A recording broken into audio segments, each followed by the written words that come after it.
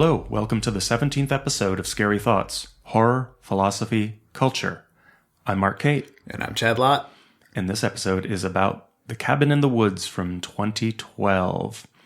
Next episode, we are going to be talking about 10 Cloverfield Lane from 2016. Super excited about that one. Have you seen it yet? I have not seen it yet, but I am a huge John Goodman fan. Aren't we all? I love tight cast movies where there's only like 4 people in like small locations. It's just a particular type of storytelling that I really love, and I can't wait to see it. Do you love bottle episodes and TV shows? I don't know what that means. We'll get into it in the next episode. So, quick warning, spoiler warning for this entire episode. We are assuming that you have seen The Cabin in the Woods, because we both have, and we're going to talk about the beginning and the end and everything in between as if you've seen it before. Yep. So if you have not seen it already, go ahead and watch it. And what are you waiting for? This movie is great. We're not reviewing it. We're just going to tell you right up front, yes, you have to see this damn movie. Yep. And we have an imperative statement for you. Go ahead, go over to iTunes or Stitcher or whatever off-brand Droid device you're listening to this on. Give us a 5-star review. It helps us make sure that the old ones remain below and silent. Apparently, if we can get to 100 5-star reviews before the end of the year, society will not unravel. That's what we were told by Yog-Sothoth in one of our earlier rituals from a few months ago when we started off this podcast. Yog knows what's up. Yeah. Hopefully you will continue to give us 5 stars. Very important because the 5 stars represent the 5 points of the pentagram. It's very esoteric. They know. Yeah. You guys know. You guys are all evil. Okay, so the thing that I really wanted to focus on about this movie, it's probably the most obvious thing, but we constantly talk about intertextuality in horror films, and that's actually how we started this podcast with Stranger Things, which was me mostly complaining about how reliant that series was on intertextuality as a building block for its narrative, for its aesthetic, for everything that it was. And of course, The Cabin in the Woods is absolute intertextuality. However, as much as I love this film, and I'd seen it many times before you and I had talked about doing it as an episode of Scary Thoughts, I was nervous about doing it because I really do find that all of my little dissection, deconstruction, semiotic tricks are already contained in the text. That's right. Horror comedies are often about that. They're often, even, what is it, Tucker and Dale versus Evil, I think it's called. It's about that. It sort of does the critical and analytic work for you. Right. And on top of that, The Cabin in the Woods is sort of a declaration of the end of horror films. Yep. Horror film. So what do you do after this? What's left? What's outside of this film? We can get later maybe into what's missing from this film. Like, it seems to be about all American horror films, and we can maybe discuss what's missing. But so much of the pleasure of this film, like with Stranger Things, like with the intertextuality of, let's say, Marvel films or something like that, is about the recognition of all the points along the spectrum. And it really also relies on retromania, which just is probably self-explanatory in the word, but for those of our listeners who haven't read the Simon Reynolds book, it basically describes a current state in music, which he describes as retromania, where everything is retro. There's nothing sort of pushing forward or capable of pushing forward. Everybody's obsessed with the retro and obsessed with nostalgia. And it's funny, when I talk about that concept with people who aren't familiar with it, they usually immediately reject it. Most people, we run with the assumption like there's nothing new under the sun, and we can all sort of agree with that. But if you make the statement, nothing new has happened in music in over 20 years, literally nobody has heard a new sound in over 20 years across the planet, people normally have a knee-jerk reaction of like, that's not true. That's impossible. I hear great music all the time. It's like, I don't want to go too far down that conversation on our horror film podcast, but it's actually like a fact that this is not happening. But everything is really retro explorative, and that's exactly what's happening in The Cabin in the Woods. Yeah. Yeah, as it is a horror podcast, I don't want to go too far down the music hole, but I think you're really right. I mean, I think I can't think of anything that is so original as to be non-referential to the previous existing genres. I mean, like, my favorite album of the last year or two was by this band called the Interrupters, and I've mentioned it on the podcast before. If you told me they opened up for Rancid in 1994, I would believe you. If I didn't know, if I hadn't seen their Wikipedia page that says that they're a new band. And you know, it's interesting that even without the new, there's a certain energy to that album that I think is fun and pleasurable. And I think that absent originality, maybe Retromania isn't bad, you know, because I think sometimes the way that sort of urge to the past is referred to is sort of dismissive in a weird sort of way. But it, you know, like, yeah, sure. We think about like Zizek, Slavoj Zizek, when he was in conversation with the Occupy Wall Street crowds, he was saying, like, you guys need to come up with something new. It's like, it's your job to come up with something new, because I can't figure it out. And his response is basically like, look, all this Lacanian theory only takes me so far. I'm going to go back to just communism. And because at least the cigarettes were cheaper back then, and you could play chess all day on the communists' dime.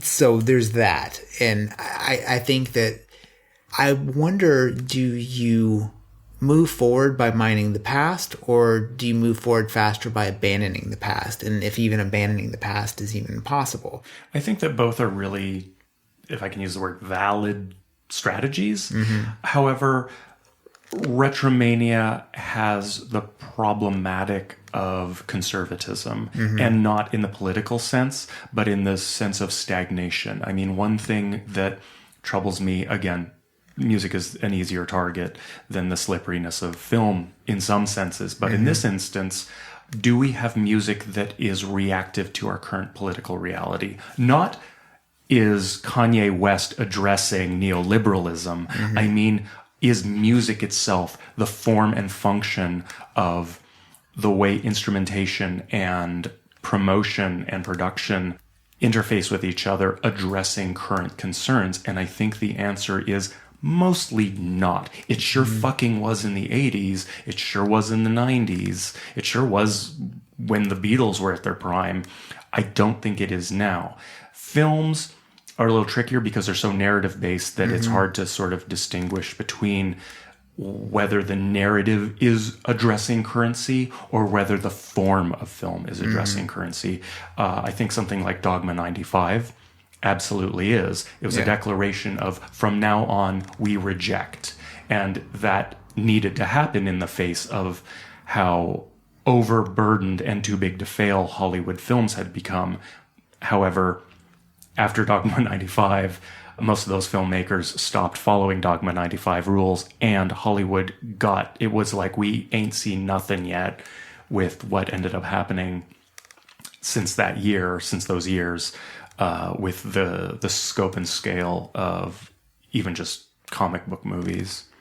Yeah, I mean, part of that is obviously driven by technology, I think. You know, like, because especially comic book movies, all of a sudden you can make things look as good as you imagine them in the comic books. Like, you know, Joss Whedon, for instance, after this movie, he goes on to do The Avengers, which is, I think, maybe like, is it the highest grossing film ever now? Or I don't know. Well, anyway, those films are the highest grossing films as a category. Anyway, like, and it reminds me of something you said on a previous episode when you were talking about Retromania before. You said, like, the Sawtooth Wave was like the last new sound that was invented. Well, no, I was saying a Sawtooth Wave, when a Sawtooth Wave came out of a synthesizer at some point in, like, probably mid 20th century, that was the first time humans had ever heard a pure sawtooth tone. Right. The last sound we probably heard that was original was vocal correction, like Cher's like Believe, auto-tune. Yeah. And it's not even that interesting. But since then, ain't nothing new has happened in sound. Whether that means something deep is another question. I think it does. I really like when form and function and politics and culture sort of meet in these explosive moments that create something new. And And the Avengers movie is not doing that. What the Avengers movie is doing is interfacing technology and commerce and capital to create the most epic spectacle ever.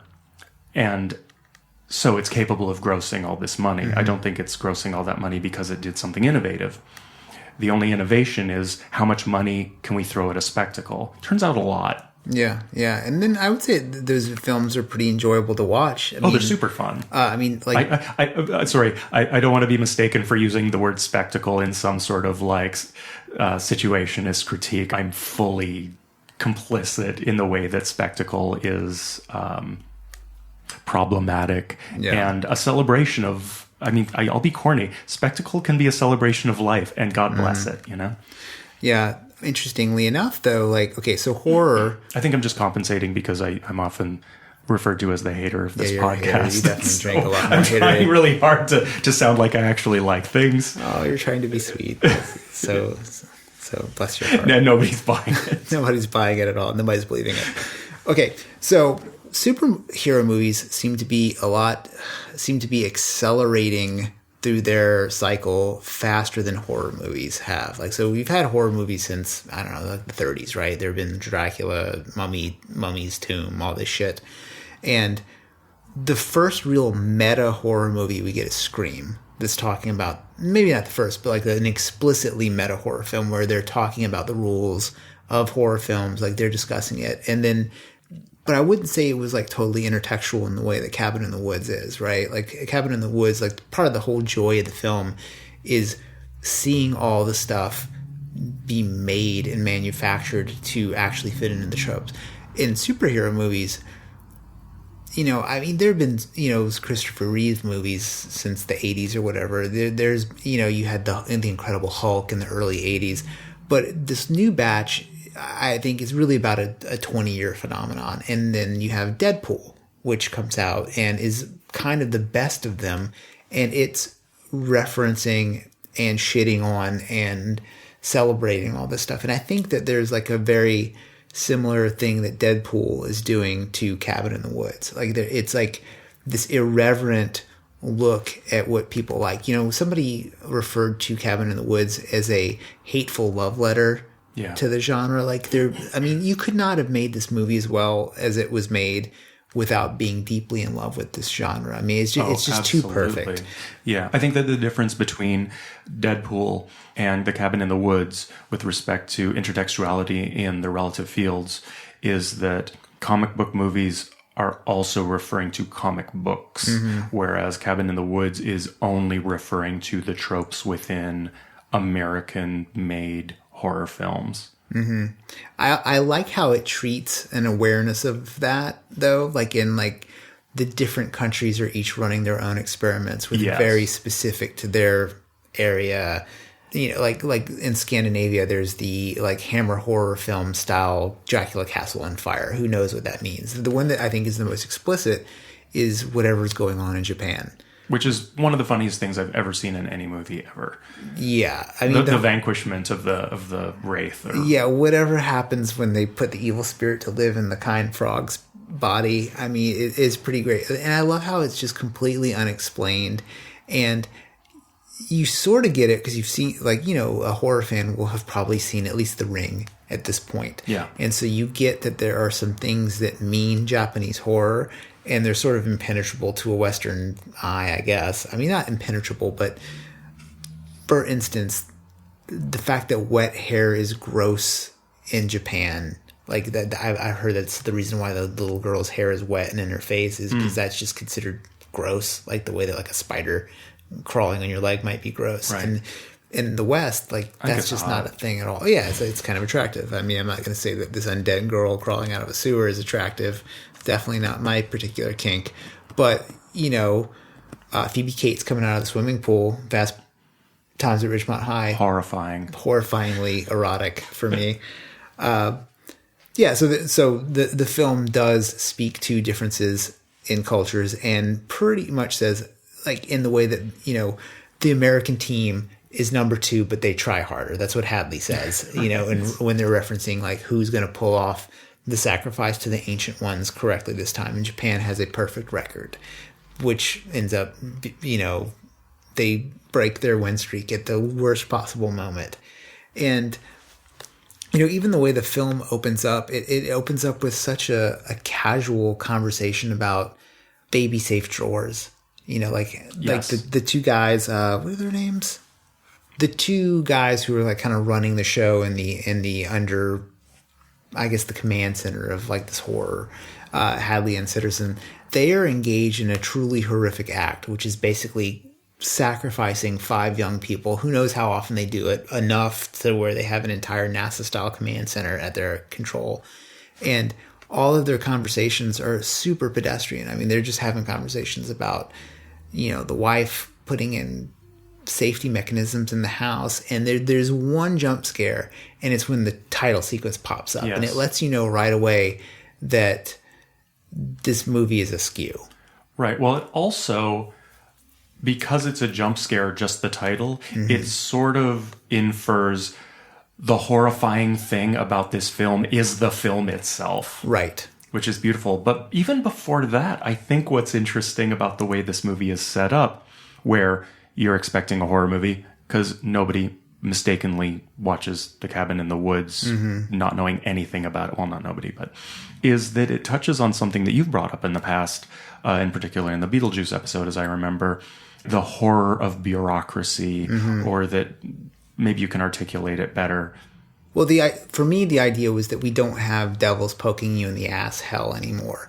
What we have is the hell of bureaucracy and the fear that you will be just crushed by nothingness. And the whole man in the gray flannel suit, quiet lives of desperation, like Western horror, is that you're going to just go to do the same thing every day. And then there's like red tape involved and everything. But it's also totally, you have to be pretty first world to have those problems. Like in Office Space, there's a scene that I love, which is two of the characters are talking about like, oh man, can you imagine having this job for 30 years? I don't want to fucking blow my brains out. And the other guy who's Indian goes, it would be nice to have that kind of job security.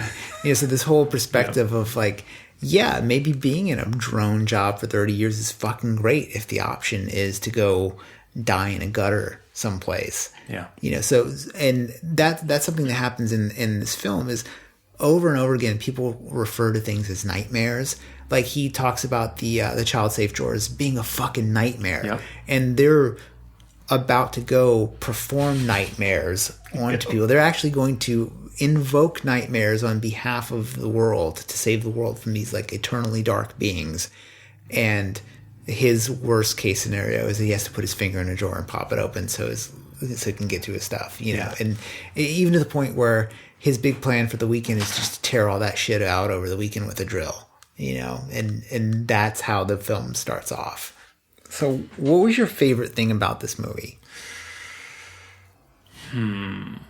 I think like anybody else, or most people, I would assume my favorite moment is the purge button, opening the elevator doors and watching the explosion of violence that you expect it to be violent. You expect something to happen, but I don't think you expect every fucking horrifying thing happen at once and just laying waste to humans quite so aggressively. And it's funny, that and watching the cubes move around sort of remind me of, going back to speaking about comics, is, those posters of like every Marvel superhero or every Marvel villain that are all there, and you sort of like look around and like, which ones do I know? Which ones do I recognize? Yeah. What could that be? When would that have come out? I sort of feel like this movie has that to it, of this like completist collection of iconic imagery all in one space for you to sort of like cruise and enjoy. Yeah. It actually has an interesting, like, it's asserting the taste of the filmmakers in the way that like the Sgt. Pepper album cover is, where it's like you've created this montage of movie horror, and it's so well done. I mean, I don't know that you could have done that better. My favorite scene in the movie relates to this. It's kind of like the foreshadowing of this, which is when they're in the command center and they're basically playing an office pool to see which one of these horrors is going to come. It's so good. I mean, and then just the whiteboard one of the things I love is just the whiteboard with the list of the different types of potential monsters that are going to come out, like Reptilius or Angry Molesting Tree. Yes. And then I love like the super detailed taxonomy. There's witches and then sexy witches. You know, who wouldn't want sexy witches? And then there's this conversation about like one of the people who works in there is chosen later on. Somebody's chosen zombies, and she's like, "I won." And he's like, "No, you picked regular zombies. These are redneck murdering zombies." You know, like it gets so specific. And one of the funny things on the board is they're all listed out, but next to each of them is a particular department that works in the thing. So there's like maintenance, chemical, you know, electric, and it sort of is this thing where it's like it's equating these buckets of careers with these horror monsters, you know, and you know, I don't know that there's anything to say about like maintenance picking the redneck zombies again, like they knew it was up or something like that. And the intern. Yeah, the intern who... You know what it is? It is literally a Deadpool, like in Deadpool. Yeah. Keep coming back to that. Yeah. One of the things I thought was funny is, okay, the purge button that we talked about, it's like, it doesn't purge the monsters, it purges humanity, which I thought was pretty interesting, is that you have this option to like, you would think a panic button like that, you're like shutting down all the monsters, but if it's at the point where you're letting them all out, it means you have to kill whatever, you probably have to kill the final girl, right? Like exactly what happens in the film is like, it's better to let all of these horrors out at the same time than it is to allow the ancient ones to rise and kill the entire planet. Right. Well, okay. So jumping to the very, very end, I mean, this is a question I have for you is, do you agree with Marty the Stoner that nothing is worth this price? I completely disagree with him. Okay, like, me too. Okay, yeah, I disagree because here's the thing. It's not like I think there's a moral lesson to this movie that like it's not worth these sacrifices, but that is what the film does. Yeah. Is that Marty and Dana, sparking one last one up, seem to mutually decide that like it's time for something new. Right. This is not worth it.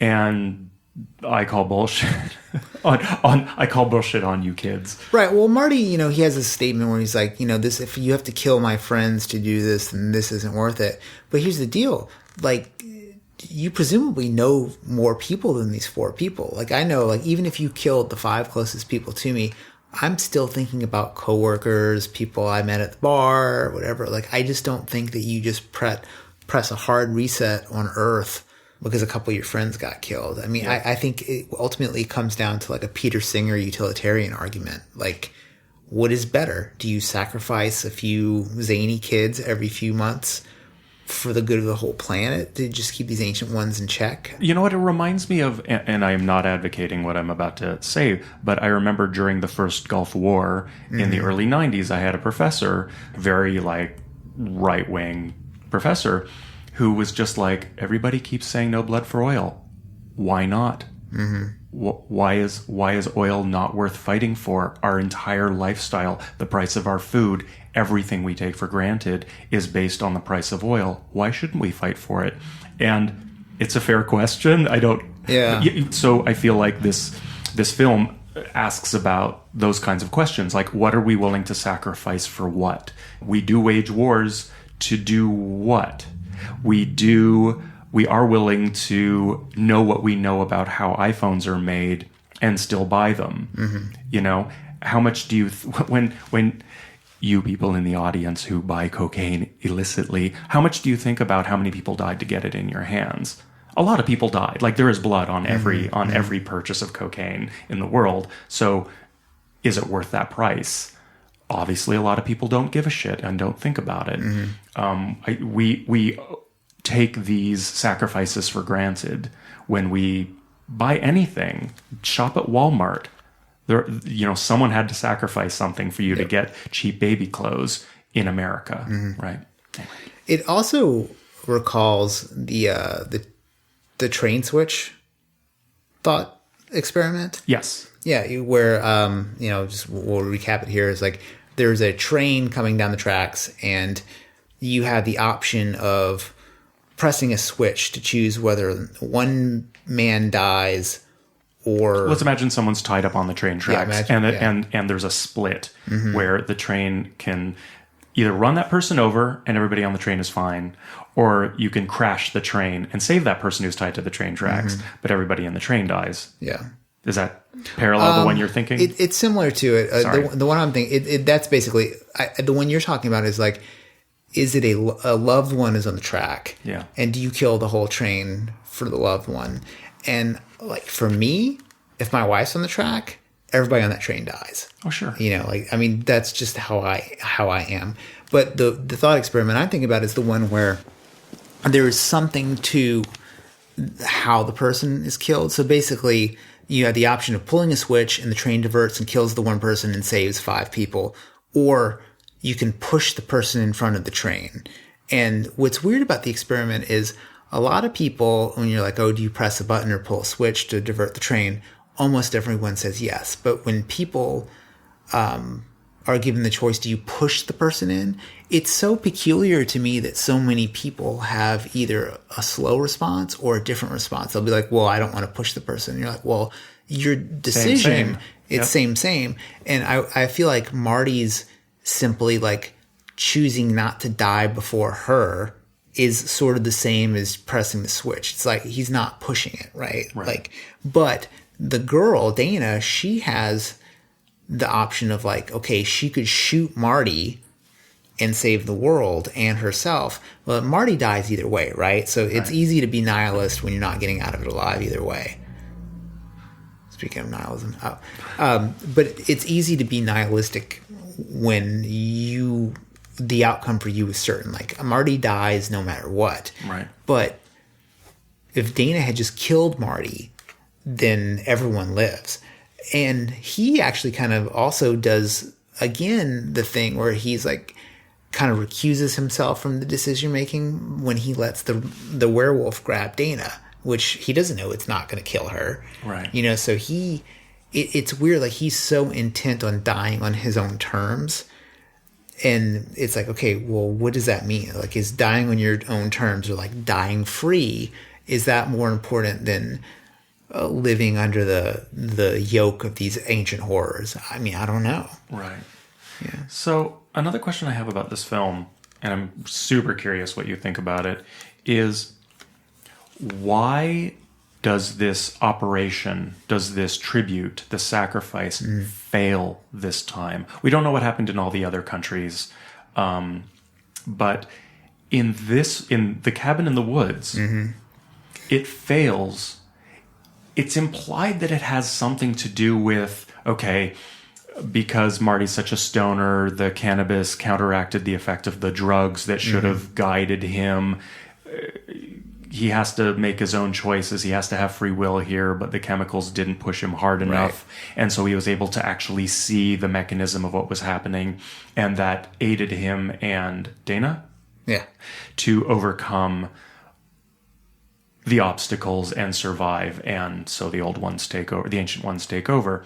However, that's not why Marty prevails. Marty prevails because he and one of the Buckners fell into a pit, and the Buckner blood spills into the sigil tablet of the fool instead of his, and they don't check. And so he survives. But the gods notice, though. The gods rumble a little. Yeah, the gods rumble. But the thing is, that has nothing to do with him being high. That only has to do with this whole mechanism, all these people in this lab not paying attention to something super basic, right? So he does see all. He does discover the microphone. He does know something's wrong. He does, we are not what we are. But that's not actually why he survives. He just survives because, luckily, the Buckner didn't vanquish him, and he came back and fought hard. Yeah. I mean, a little aside, the "We Are Not Who We Are" is from the X-Files. Yeah, episode 8. Yeah, of season 1, Ice. And So anyway, am I right? Do you? Okay, so what I think, like, I love the cannabis reality opener. That it lets him see things as they really are. Well, so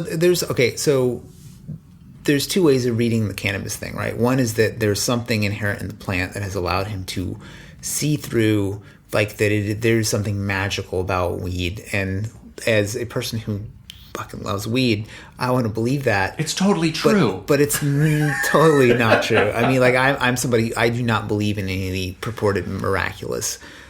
Like, there's just no evidence that, like, it miraculously cures cancer. Like, all the things that it does, that's great, you know, helps your appetite, makes you feel like, lets you enjoy terrible horror movies. Like, all the things it has a lot going for it, but I don't think there's anything inherently magical about it, right? But I think what's going on here, and the reason why it fails, is sort of Joss Whedon's commentary on horror in general, represented in the film, which is, when you look at the organization, all their stuff's pretty old-fashioned. You know, they're using old tricks. Like, they're using tropes. Like, okay, we're going to make them drop the knife now. And what Marty is someone who is educated in the form and is thinking about what's going on, and he represents like a new evolution in thinking. And these old tricks aren't working on him because he's sort of like us, right? We're the horror fans who know what's going on. He has seen through society because he just has a new way of looking at it. So this old method of executing these kids doesn't work as well because he's not like these old kids. And in fact, these kids aren't like the old kids. You know, she is a virgin who's not actually a virgin. The jock character is actually pretty smart. The smart character is actually pretty jockey. You know, the fool is actually fairly insightful. And I think I would read as Joss Whedon being hopeful about the younger generation in a weird sort of way. Like he's seeing that these new people with their new ideas are going to answer or potentially answer Zizek's call and come up with a new way. You know, unfortunately, that new way is total nihilism. Right. You know, because Marty, after seeing through all this stuff, he isn't thinking of, I'm going to sacrifice myself for the greater good and you can get out of here. He's like, I'm going to tear this whole fucking thing apart, which seems to be kind of how kids are rocking it these days. You know, they're ready to just tear the whole thing apart. They're tearing the whole system to pieces. True. So, thinking more about the meta nature of this whole film definitely makes me think about something that I'm the hater, so I'll say harp on about movies, is what excuses are built in by default to this movie by virtue of the fact that it is all meta. You know, one of the things that happens when you have a meta anything is that it has these built-in excuses that any inconsistency is, well, that's because it's meta. And the same thing happens with parody. I had the same observation about in our episode about Stranger Things, but I found, interestingly, I love tvtropes.org. I think it's an amazing website and resource for information and the joy of intertextuality. But in it, there is something that they refer to as the rule of scary, which, if you'll humor me, I'll just read a piece of. So the rule of scary is something that exists in pop culture and literature, and to them, the rule of scary says that if it's creepy enough, it doesn't matter how illogical it is. Why the maniac has a hockey mask, where he got it, and how it survived a shotgun blast to the face are irrelevant. All that matters is that it creeps you out. And that sort of makes me ask, is there a rule of meta? Is there, can we build a rule off of, well, if it's meta, it doesn't matter how this or that. It's meta. That's all we need. We just need, like how we'll excuse things if it's scary enough, because the joy of being scared overcomes the need for consistency. The rule of meta would be something like, well, it doesn't matter if these things don't make sense. We just get too much joy for the intertextuality of the text. I think that's certainly something you could ask about a standard horror film, but I think Cabin in the Woods might table it a little bit because, it's absorbing the rule of scary into it, right? Like, so you're saying, okay, we have all these monsters. They obey in the way that these monsters are supposed to obey. They do what they're supposed to do. They're totally referential to things you've seen before. And encompassed in that is this rule of scary. Like, so you have that going on, but then you also have that these weird inconsistencies are actually being caused by the team. You know, like they're being, they're like, well, let's not split up. And then all of a sudden they gas them with whatever it is that makes them go, wait a minute, actually it's a good idea to split up. So it's almost like the suspension of disbelief is weaponized in parts of this film. Oh yeah. Yeah. And it's hard to say, are they critiquing that or not? You know, like on one level, by pointing out that they're being forced to do these things that don't make sense, you know, is the audience being forced to accept that they don't make sense because they're fans of the genre? Or are you accepting it? Like, are you complicit? Like, you sat down to watch a horror movie, you kind of know how that goes. Anything that doesn't make any sense, that's just sort of the price you pay for watching these movies. Well, I think that it also connects to thinking about the organization as being a metaphor for the horror audience. Mm-hmm. And so we watch these puppet masters manipulate these teens, and it seems unfair and it seems manipulative. But by paying money to see these movies, even when they're cookie cutter, aren't we doing the same thing? Yep. We are expressing a desire to see boobies. Mm-hmm. You know, and I think that scene in The Cabin in the Woods is the perfect iteration of that, as they all gather around to see her topless. Mm-hmm. And it feels cheap, and it feels like, oh, they've manipulated this moment to happen, and it's part of the tribute, and they're the puppet masters. At the same time, it's like, well, isn't that exactly what happens in horror movies? People are, you know, sorry, the math shows that, you know, topless girls in horror movies sell tickets. Yeah, and they don't make it. And they don't make it, exactly. And so whether that's right or wrong is a completely secondary question. Whether it's, is efficacious a word? Yeah. Is it the right word? Yeah, I mean... To do so. Yeah. If it's some word to do so, if that's what works, if that's what will let humanity survive, then you have to get the topless woman to die first. Yeah. I mean, that particular scene is probably in some ways like the darkest scene, I think, because it's the moment, no one's died yet, but like that, you know, at that moment that that's what's coming. There's that bit of dialogue where he says, we're not the only ones watching. Yep. And a lot of the commentary on this film kind of surrounds this particular scene, and the idea is that like the audience, we are actually the old ones, and we're angered when things don't go according to our plan. Like there's just something about like we don't accept experimental horror. You know, like there are plenty of unusual horror movies that come out and just don't do very well. I mean, for instance, Pontypool was kind of an unusual horror film. It's based on an incredibly unusual book. So the source material itself is very bizarre. And that movie didn't make as much money as the Halloween reboot. Right. You know, so what's happening? Like when you, like one of the interesting thing about capitalism and money is that you do get kind of a pure metric with how well something does at the box office. And there's other stuff like how well was it promoted, some or not at all. You know, like this movie Cabin in the Woods was shelved for a long time. You know, it's like it was shelved so long that the Avengers came out first, and then it was on the shelf long enough for Chris Hemsworth to put on like 60 pounds of muscle to play Thor, you know? Yeah. And so in that scene where we're the audience, we're the old ones, Sitterson and Hadley are the directors. And I read someplace that Sitterson and Hadley are supposed to be Drew Goddard, who's the director, and Joss Whedon is the producer. Like that there's certain characteristics that they have that mirror the writers of the film. Yeah. And they basically seem resigned to the fact that they have to do it that way. Otherwise, it's just not going to work.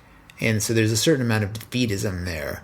You know, I wonder if like in this universe, is there a smaller upstart, like startup organization version of them that are trying to, you know, like they're trying to prove that you can sacrifice people in a different way and make the gods happy.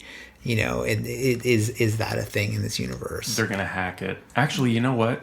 It's funny. My wife, Monique, who will be joining us in a couple episodes for an episode about the movie Black Swan, mentioned about Cabin in the Woods that she thought it was in certain ways a lot like Monsters, Inc., which I think she was just kind of making an offhanded comment. But at the same time, the more I thought about it, the more I realized that it's absolutely true. It's a movie about this metastructure wherein a bunch of people are like punching a clock, operating a machine that's invisible to the human population, that then makes a whole society functional. And so the machine is dependent on victims sacrificing their fear, in Cabin in the Woods, their lives, and they have to employ tropes of fear inducement to make their world functional. But the way Monsters, Inc. plays out is that someone hacks it and realizes that laughter is the better fuel.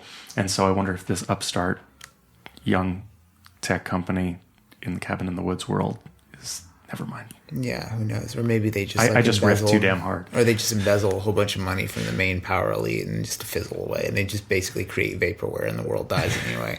I mean, that could be something that happens too. The look of the command center is very NASA. Oh, yeah. You know, and it reminds me of a nuclear power plant. It's very analog as well too. Like the like everything, you know, there's buttons and levers and switches, and you wonder if, you know, all the news feeds, it's all fuzzy television and like really just lame closed circuit television.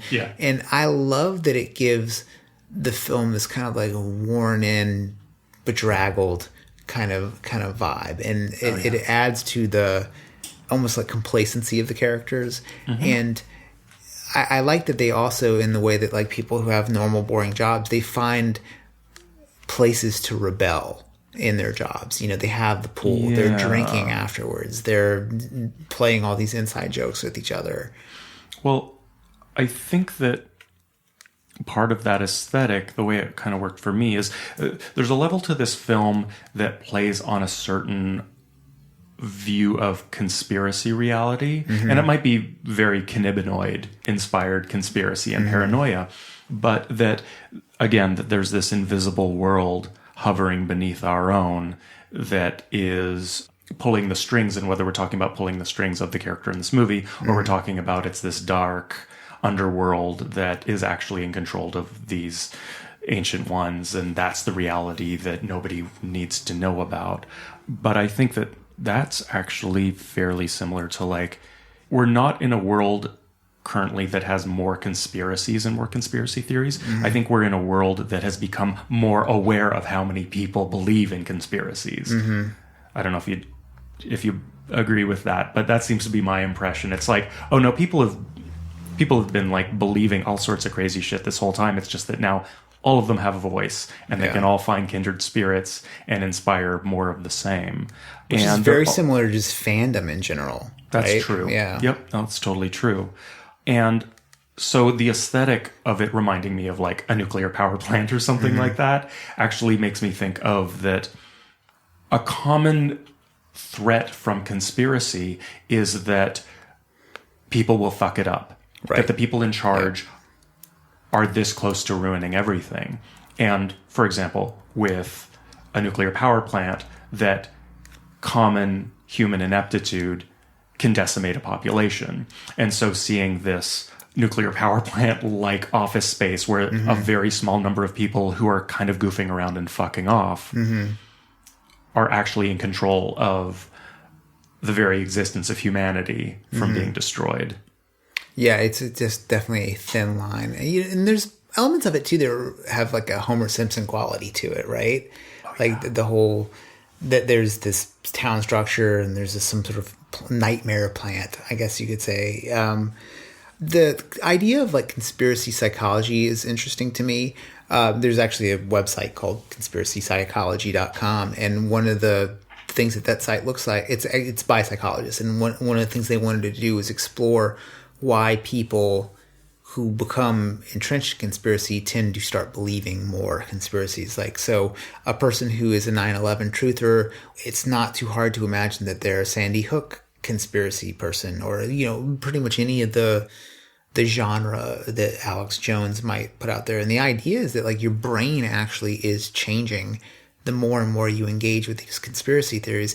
And I can't help but think there's probably something that goes hand in hand with that with horror films, right? Like, I mean, like I always talk about how I've never been afraid of a horror movie. I mean, yeah, a jump scare might get me here and there, but that's just like anything. Anybody's going to be surprised by something jumping out at them. But, you know, for me, I've seen so many of these movies that they have no fear element to me at all. Like, so that I don't respond to them at all. So what I do respond to, though, is what this film does, which is like hat tips to the rules. You know, like I watched this movie and I could probably identify every single thing in this movie, no problem. Yeah. And that to me is fun. And whereas somebody else, I'd be curious, like with my wife, who's not into any of this nerd shit, how she would react to Cabin in the Woods. Like, would she think it was a fun movie? Like, I'm wondering, like, what part of the film she would respond to most. Like, for me, it's all the behind the scenes stuff that's super interesting. Whereas the top layer of what's happening to kids is actually a pretty good horror movie. Yes. Like, if you had only that stuff going on, you would probably enjoy this film. Like, there's so many original elements, like the Buckners with the bear trap weapon is pretty interesting. And then, you know, I don't know that I've ever seen anybody get decapitated by an old-timey saw before. And then, you know, the idea of the Buckners themselves is actually kind of original. Like, they're not only zombies, they're also like a redneck murder family. So they're kind of a combination of things.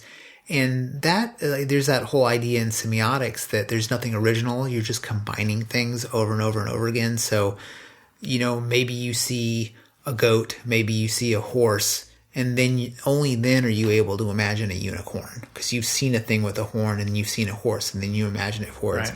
So, you know, where would the original horror movie idea come from? Does it come from left field? Is there somebody in Zimbabwe that's never seen a horror movie ever that just happens to come up with something fucking crazy? Or does the innovation come from complete immersion? You know, like, I don't know, where do you think would be more likely to create the next I don't evolution? know, but something we've talked about before is I feel like a lot of the most interesting horror films that are happening lately, and I feel like really, really innovative is a short list. Mm-hmm. Fairly new and interesting is a slightly longer list, but I think some of my favorite films of the last couple of years have been by non-horror directors, taking cues more from, as you've pointed out, Stanley Kubrick, more than Halloween or something like that. The Witch, Neon Demon, It Follows, for examples. Yeah. You know, it reminds me of kind of something we've talked about with Welcome to Night Vale. I remember before I'd ever heard Welcome to Night Vale, I read an interview with one of the writers, and he mentioned not being a very big fan of horror. And to me, like, being an enormous fan of horror, my first thought was, fuck that guy. You know, and it turns out that Welcome to Night Vale is incredibly original and it's very cool. So, you know, is there potentially a Manhattan Project where we go try and find somebody who's doing fashion videos and say, hey, what could you possibly do here in this genre? Or, I mean, who knows? I mean, like, maybe it's that horror fans are going to be incapable of creating an evolution in horror. Right. Which is pretty weird, you know. And then think about that in other elements of the world. Like, maybe it's that politicians can't imagine a different political future for us, you know, and then maybe people feel that, and maybe in a weird sort of way that's why you get the orange monster. Maybe there's something to humans that you realize that, like, going the same way all the time is not going to create innovation. You know, because Joss Whedon, even though Cabin in the Woods is fucking great, it's totally referential. You know, it's Stranger Things all over again. It's nostalgia all over again. It's nostalgia over fear. You know. True. But going back to other people's opinions, I feel like the thing that can make Cabin in the Woods appeal to non-horror fans is that part of non-horror fans watching horror films, the dislike is about this is ridiculous. And the thing that Cabin in the Woods does is it points out this is ridiculous. And so as a watcher, you can kind of laugh at the tropes even as an outsider. However, I did find when I was groping around preparing for this episode, whenever I came across negative reviews by very highly esteemed, whatever the fuck that means, reviewers from major newspapers across America, the critique was always at least in the reviews I found, that it's too smart for its own good. It fails because it's too wrapped up in being clever, which on one hand strikes me as being very American, of criticizing something for being smart, as like that is the issue, but also really betrays a like, oh, you just don't give a shit about this this whole thing, but critiquing it as if the issue is in the thing itself. I was really surprised to see that this movie wasn't as well reviewed as I thought it would be. Like, it's more mixed than I would have imagined. Yeah. And I wonder, why does a film... I mean, I guess Scream was first. I was going to say, why is a film like Scream... Like, Scream was highly regarded. True. Like, critics loved it, fans loved it, non-horror fans liked it because it was a way to be scared but not scared. Yeah. And, I think that if you're not a super big fan of like Sam Raimi movies and all this shit, that there are elements of Cabin in the Woods that would be sort of impenetrable to you. Yeah, it's a complicated movie. It has a lot of layers going on, whereas Scream it's quite linear. Right. Yeah, and it's also addressing more mainstream horror. Like a person coming after you, a black character dying, like early on. Like there are things that more mainstream horror films address. I mean, in a world where we have Cthulhu plush dolls, it seems like, okay, everybody knows about this stuff. But I mean, there's a huge amount of the population that has no idea who H.P. Lovecraft is or what the idea of the great old ones or the ancient ones are. Like, all they have to do for me is go, the ancient ones are sleeping. And I immediately know what they're talking about. Like, oh, the ancient gods not dead but dreaming. But that's not said anywhere in this film, but I know what it is immediately. Yes. I can't help but think that probably some people would be like, well, what the fuck were the things underneath? Like, we never saw them. Was it a giant hand? Like, what is that? I don't understand. What was the threat? Like, they wouldn't understand the existential doomsday threat of what these things mean. Or even the idea that they exist has all kinds of story consequences. Like, okay, if the great old ones, then also is there like a city beneath the ocean with cyclopean architecture and non-Euclidean dynamics? I mean, is that all going on too? Yeah, no, totally. I mean, it's around a half hour into the film where it's implied that these, well, it's referred to as it ever was. Even in the opening credits, there is all this imagery of sacrifices. And so the film is sort of set up to show that this has been going on forever, right? And that this is part of this sort of ecosystem of tribute that's been going on forever. There's even, the line, as it ever was.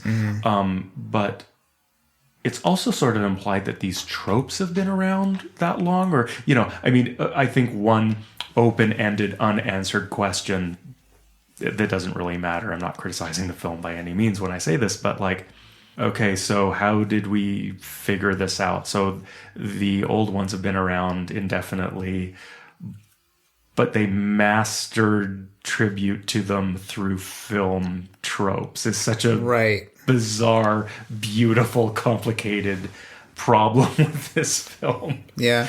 Although one way of looking at it too is sort of how Grant Morrison explains superheroes, is that they're just a manifestation of these ancient concerns. Yeah. So that modern horror films are really just replaying fear of things in the dark. I mean, there's one point where Hadley says, oh, remember when you could just chuck someone in a volcano? Yeah. Those were the days. And then he's like, how old do you think I am? So it's like these human sacrifices have been happening.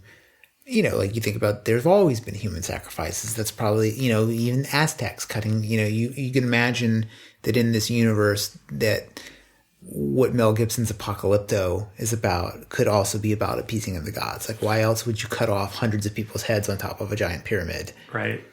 I like imagining that like Mel Gibson's films are connected to this somehow.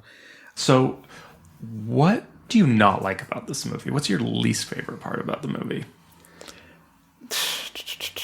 I think the way it wraps up is pretty corny. Like, it just doesn't seem as thoughtful as the rest of the film. And in a way that it's kind of it makes sense because the film is asking you to imagine, okay, well, what does come next? You know, and it's asking kind of that question in horror. You know, I think that Joss Whedon and Drew Goddard are asking a really good question, which is, we've just shown you everything. You've seen it. You know it. We know it. This is all, as much as we love everything that just happened, it's over, you know? And so there's this new thing emerging and you don't really get to see it because, you know, if you're in it, you don't really imagine the next thing. So it's been 5 years since this movie came out, and it does kind of draw a line in the sand. It's like, okay, well, what is the next big thing? What is the new thing?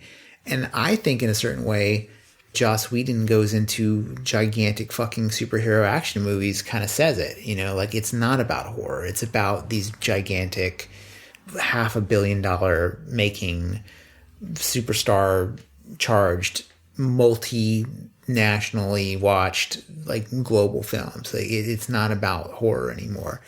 And, you know, I don't think that anything, even in these weird little auteur horror movies that we watch, they're still kind of doing what this film is doing. It's like, okay, here's the trope, but we're going to play with it a little bit differently. It's like, I don't know what any of the new movies have done differently that Cabin in the Woods or any of the movies that Cabin in the Woods is talking about. I mean, that's mostly true. I think that what's interesting about the way that, at least for me, the ending is unsatisfying. I think all the beats, all the movement, everything about this movie, just so satisfying to me, except the ending.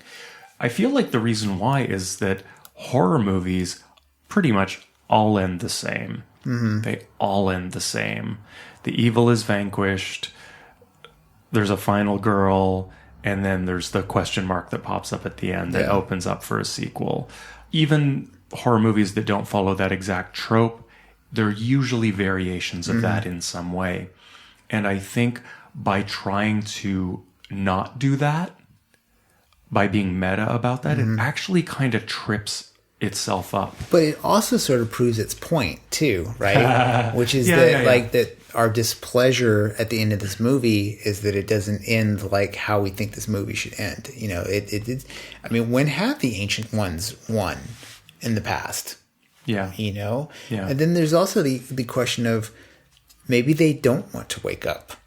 You know, maybe these sacrifices are some sort of eternal snooze button for them, and they're just not looking to get up and do the job of destroying the world. They just don't feel like doing it. One thing I will say about the very, very ending is that it ends with 9 Inch Nails.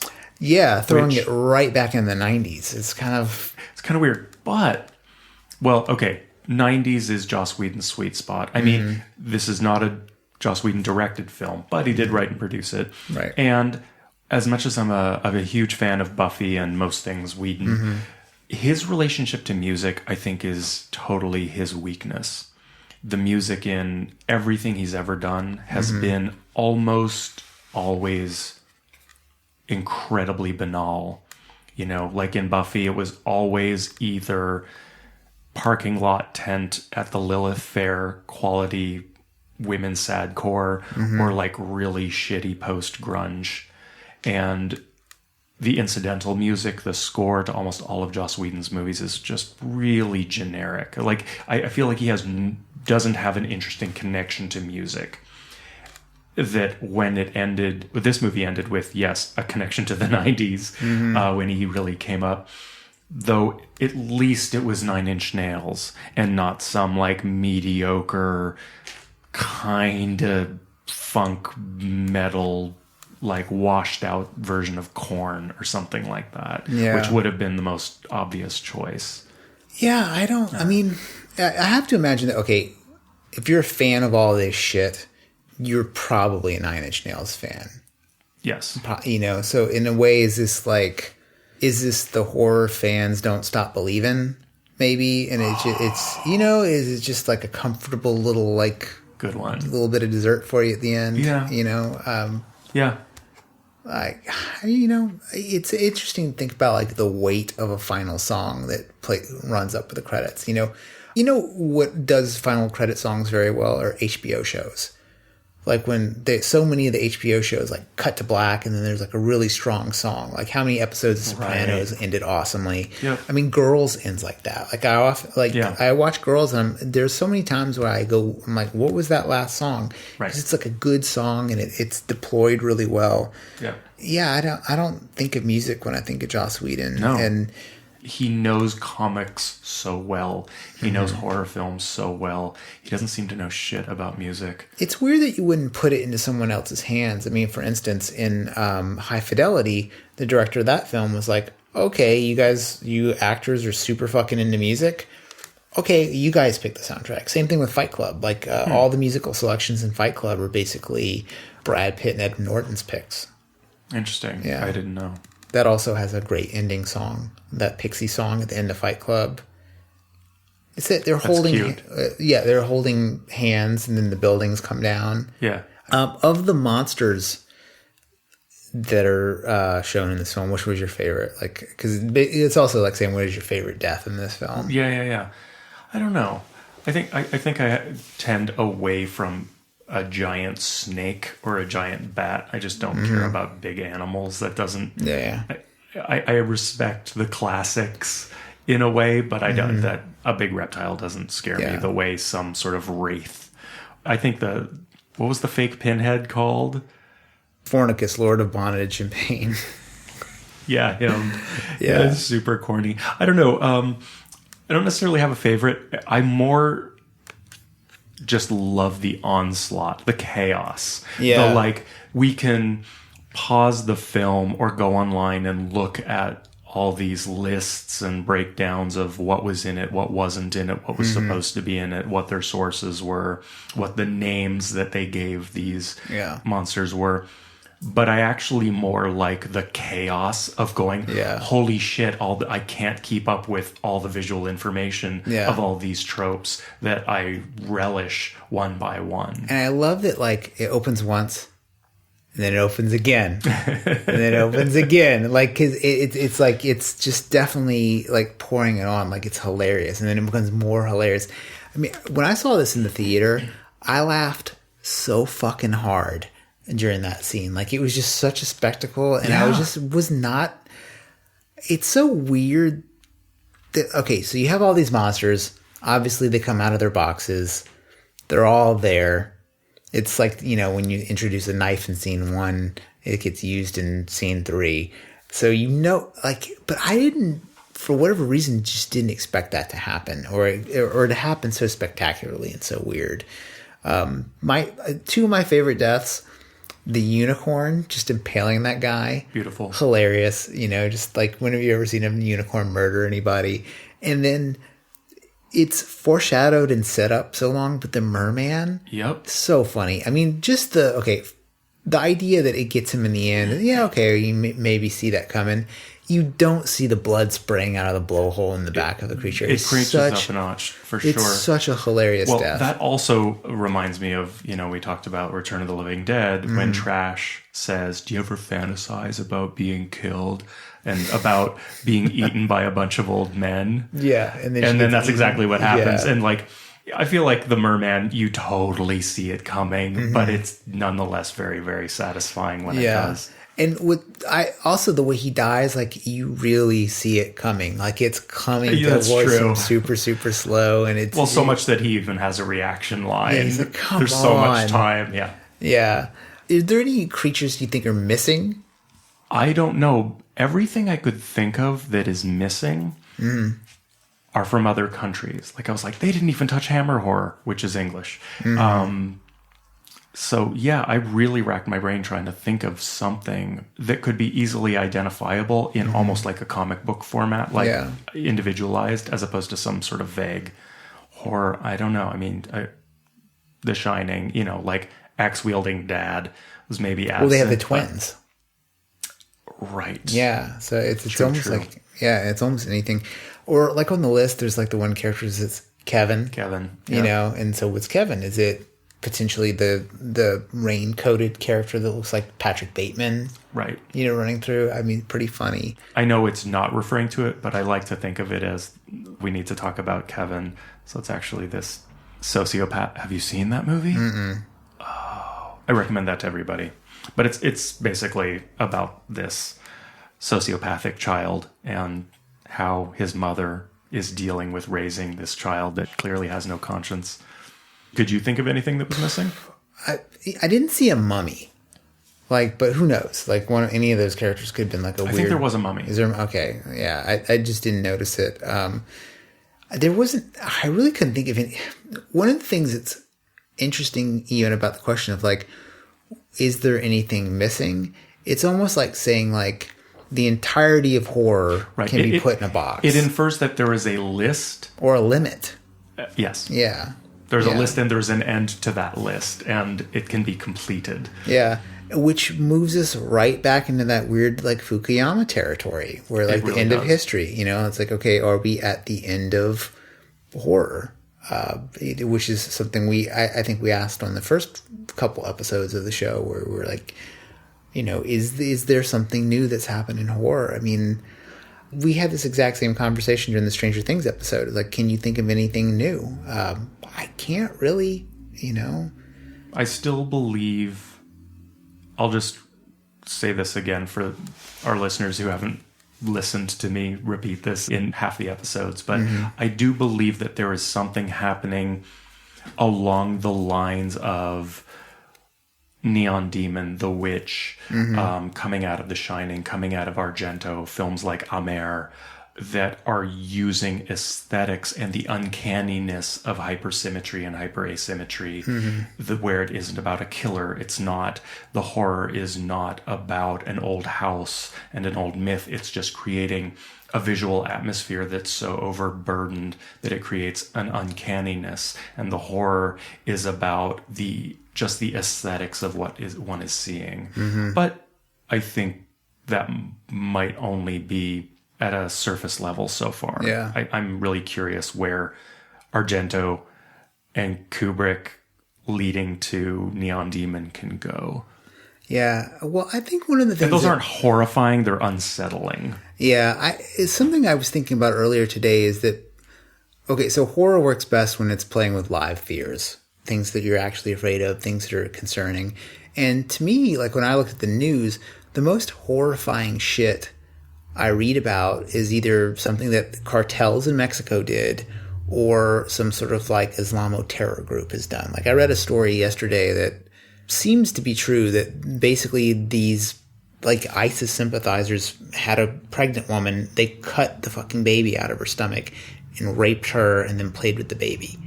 And then she survived. That's like the story as it goes. And who knows, it's on one of these websites. But I was thinking about like, wow, that's a pretty horrifying scenario that I hadn't thought of before. So true or not true, it's mobilized by the existence of this terror group, right? And I feel like Hollywood or filmmakers in general might be too afraid to go into the direction of like, here is a horrific act perpetrated by a live death cult. Like in the 70s, you had all these like hippies gone bad movies, and like the hippies were like an easy thing to hate on. There was no political opposition. There was no sympathy for a hippie, you know, an evil hippie or like a crazy person. Whereas now, imagine making a movie where it's about a journalist being chased down by 10 or 15 ISIS guys in a cave, right? Like a cannibal holocaust. Yeah, like a cannibal holocaust, but in the Middle East. Exactly. I mean, like Vice magazine, they kind of got away with like retelling the Jim Jones story in the Interview, and you know that's been 30-40 years or whatever, and it involves a Christian cult, right? So there's definitely no fear in Hollywood with playing with the idea of like an evil Christian cult. You know, you have Kevin Smith's Red State is a good example of that.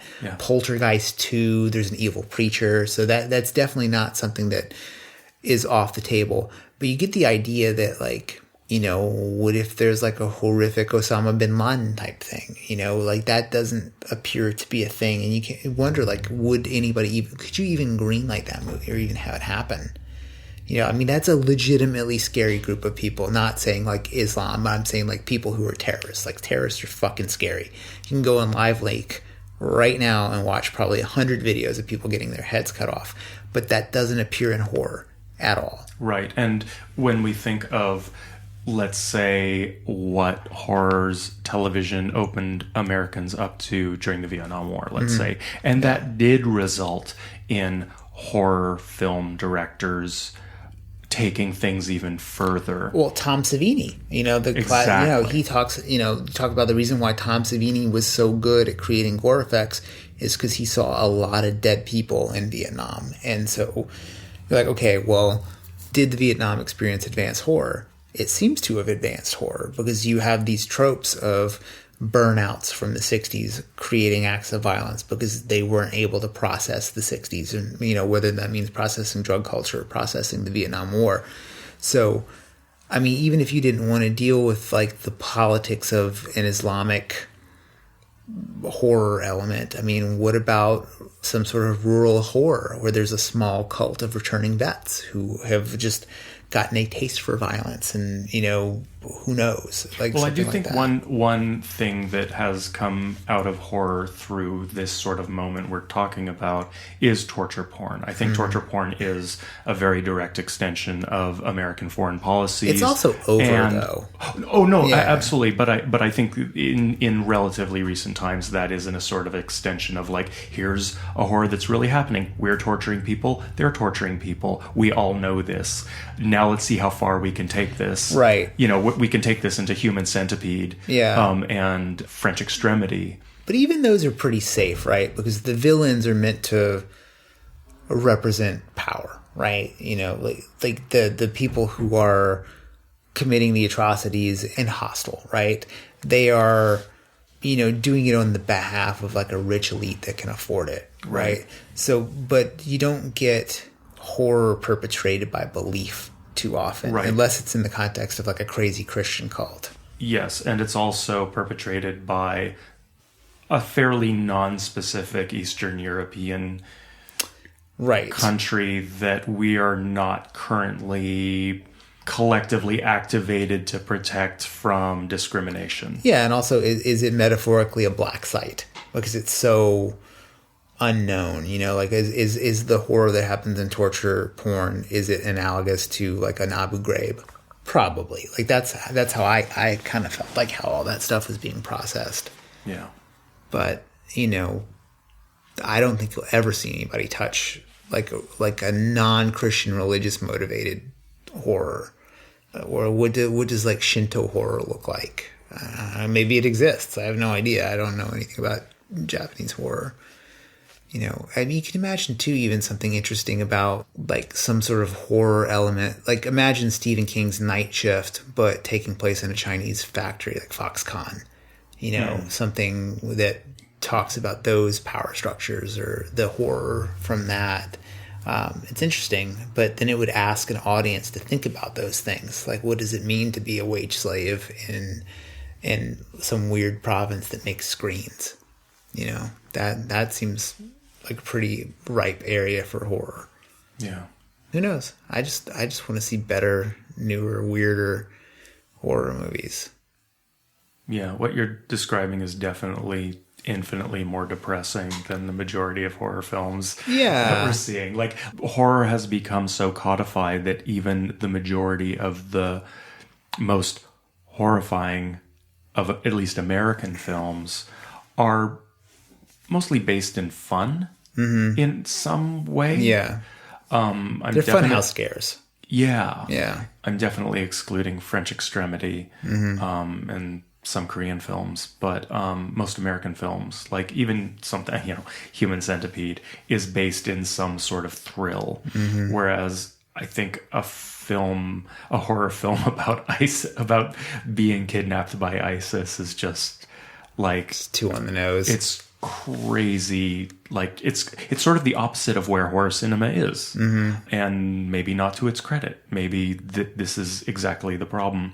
One of the problems with horror cinema. Not saying that there is a terrible problem with horror cinema. I'm deeply invested in it and love it. But if there is a problem with American horror cinema, it's that like, well, is it actually horrifying or is it scary? Yeah, that's like the whole kind of like the difference between terror and horror that Stephen King kind of walks out in his book on horror. Like all these like kind of, I mean, I've read that book a couple times and I still can't quite articulate the difference between terror and horror. Well, can you articulate what maybe, if that was your view, what it would sound like? I mean, for me, if I were to just like bucket what is terror and what is horror, I think that horror is probably in some way rooted in something physical. Like it would be something that would get your blood pumping. Like you're being chased by a monster, or you saw something terrible happen. Whereas terror would be more of an existential threat. Like true knowledge that when you die, you cease to exist is, to me, terrifying. Yeah. Whereas like getting dragged by a truck is horrifying. Yeah. Yeah.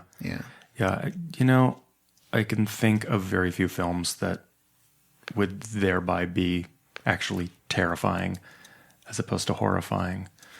You know, Yeah. Martyrs or Man Bites Dog are terrifying. Yeah. There's a theory about the Joker, especially Heath Ledger's Joker, is that the character isn't insane. He's hyper sane.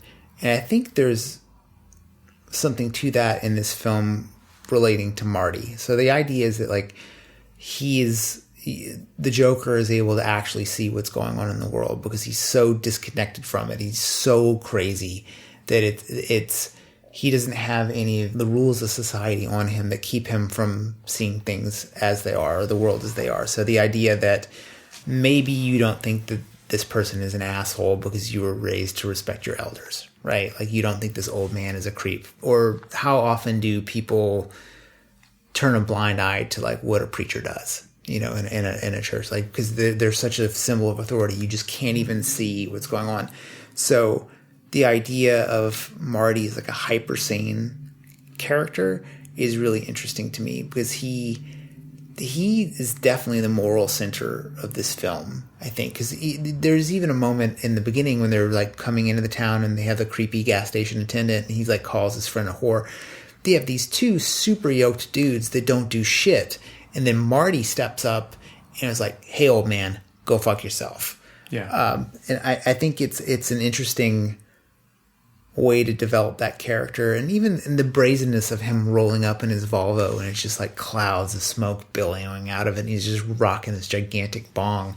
And his friends just can't even believe how brazen he is. And I think there's something cool about that brazenness. And well, that's something Joss Whedon has done in the past. Like, I think Seth Green's character in Buffy is very similar, where it is a character that is sort of nerdy or a bit the underdog, but who is brazenly themselves, unapologetically who they are, and resolutely not the cool kid. Like, they're so resolutely not cool that they're cool, which I think is Seth Green's identity, honestly. Yeah. But I feel like Marty is also that character. Yeah, he's such a loser, in quotes, that he's the coolest character in the movie. Yeah, right? There's like a natural anarchism to him, you know. And I think when I think about the Sigourney Weaver's character, the director, and I think about Hadley and Sitterson, you know, they are the man. You know, they're the you can't get much more establishment than wearing a tie with a short sleeved white shirt. You know, that's just the best. And then, you know, Sigourney Weaver's character, this movie was made now, I can imagine her just marching down in a white pantsuit out of the offices from above, you know. And there's that anarchism, and not like in a cheesy, like, I'm going to go fight people in the streets, Antifa anarchism. I mean, like this, like almost spiritual anarchism. I wonder if it's like, does that outlook allow him to be free, or does his freedom give him that outlook? You know? Whoa. It's stoner thoughts. Yeah. I may or may not have watched this movie a few times. So I'm curious what you think of the ending, the introduction of Sigourney Weaver as what's her character called? The director. The director. Because I sort of find Sigourney Weaver as an actress often difficult. I find her to be like a Keanu Reeves, where either they're perfectly cast or they undermine their own roles by virtue of their skills.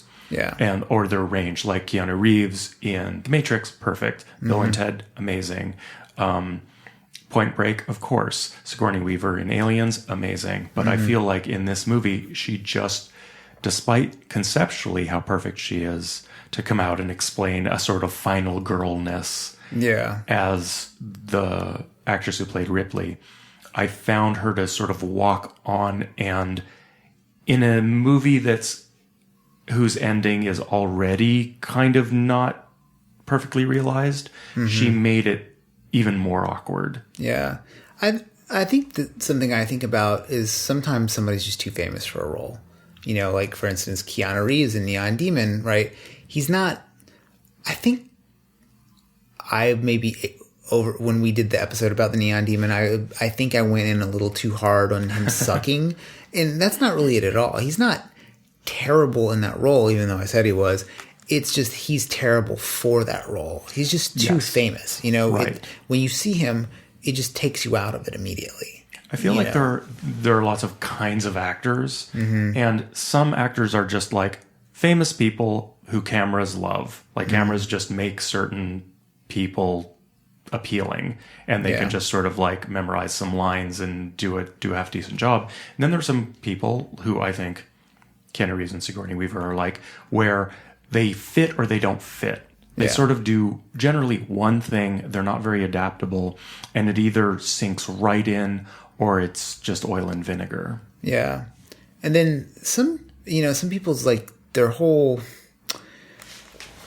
I remember when I was in the rhetoric department at Berkeley, like there was the whole, you study the logos, pathos, and ethos, which are, you know, the logic, sort of like passion and the ethics. Like that's a very, very loose way of describing it. But in each argument, there are these elements at play and in an argument. And one of the things I always ask my professors, and I never really got a great answer, was, does a person's reputation play into that at all? Like, is it logos, pathos, or ethos, a person's reputation? So for instance, if you're Christopher Hitchens and you're coming in and you're telling a Santa Claus story, it's sort of funny automatically. Like even if he sits there and gives his best Dickensian English read of like a Santa Claus story, you know that he is a fucking hardcore atheist, and you know, he probably thinks of Santa Claus the same way he thinks of his God. It's like a total retarded thing. So what is it that is a person's like filmography? Like, what is it saying? Like, so when you put Sigourney Weaver, a classic final girl, in the role of the character that is basically the big bad that the final girl has to overcome, you're saying something, right? Like, or something is attempting to be said. And I don't exactly know what it's saying. Is it saying something about the passing of the torch, sort of? You know, like given enough time, does the final girl become the director? Is that is that the reason? You know, is that a read of this? I mean, potentially, because one of the things I think is interesting is in the rules, the final girl can survive. Like that's an option, and. Right. If the final girl has survived, how many times has she survived in the past in this world? And is the director potentially a survived final girl? Which I think is kind of an interesting idea with that character. You know, because who would know that role and be able to do that job more hardcore than somebody who had survived it? You know? Right. So that's my only original scholarship involving Cabin in the Woods, is the theory that the director was a previous final girl. Trying to think of other examples of that.